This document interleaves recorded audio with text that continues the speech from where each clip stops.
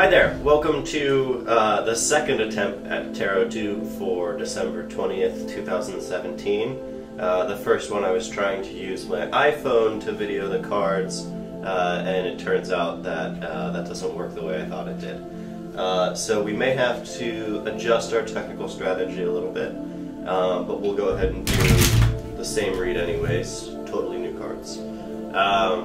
So, a lot of us are going to be traveling for the holidays. We might be going to visit parents, we might be seeing grandparents, other family, whatever. And you know, sometimes that means, you know, going a pretty far distance, going to a totally different part of the country where people live, you know, totally differently than we do. You know, you might be a bleeding heart liberal with your Republican family, where you tend to keep your mouth shut, that kind of thing. You know, you might have different views on your career and what you should be doing, and so it can be a stressful time for some people. I hear a lot of people talk about how stressful this time could be. Plus, air travel itself, oh, what a nightmare. So we've been seeing a lot of Eight of Wands lately, and I did some research, and I found out that often Eight of Wands does refer to literal air travel. So if we see that today, we'll kind of know a little bit about where that's coming from. Okay, so here we go. What we're going to do is another clarifying spread, so that'll be 1 dominant energy and then 3 contributing factors. And I'll draw them all, no reverses. Okay, the Emperor is our dominant energy. 8 of Swords is a contributing factor. Ace of Pentacles is a contributing factor, and 3 of Pentacles is a contributing factor. So, what we have here, when we talk about the Emperor, he's very fatherly. Just like the Empress is the great mother, the Emperor is the great father, and he is capable, he is a little bit stern, and so I think when we're talking about family, this is probably going to refer to a literal father or a figurative father head within your family. That's going to be something that is sort of like a dominant theme within the time of travel, so just keep that in mind, pay attention, something important might come from that.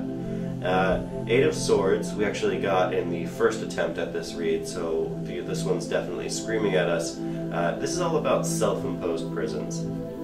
So we see this woman here who's bound, she's got a blindfold on, and she's next to a bunch of swords, and she's just kind of stuck in this puddle.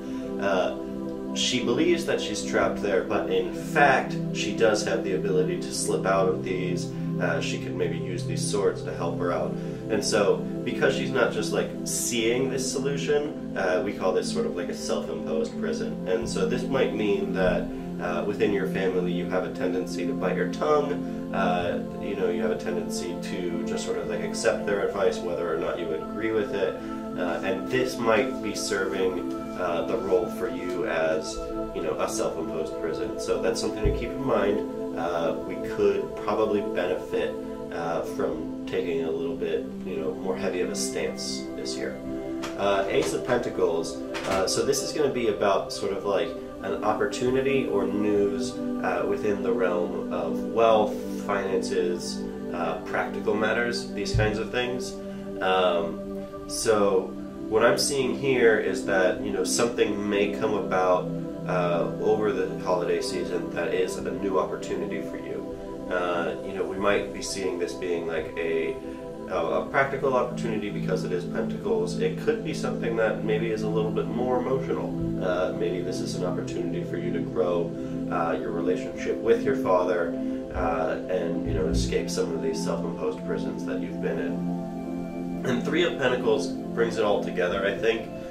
So 3 of Pentacles is all about teamwork. You see these 3 monks, they're working on building some kind of like monastery or something like that, and they're all working together, they're all very capable, and they're getting the job done. And I think what I'm seeing here overall is that there's some kind of conflict between you and your father that you feel is some sort of a self-imposed prison, and there is an opportunity to become a stronger team, and through that become a stronger individual. And that's going to have benefits throughout your entire life. That's going to be not only beneficial in terms of your emotional well-being, but that might even have an impact on your practical well-being, your financial well-being. Maybe if you have a better relationship with your father, you'll be better able to commit to your job. You'll be able to make more money, be a stronger, better planner. So I think that this read is pretty clear. If any of you have been having conflict with your father and this was relevant, as always, let me know in the comments. And please like and subscribe.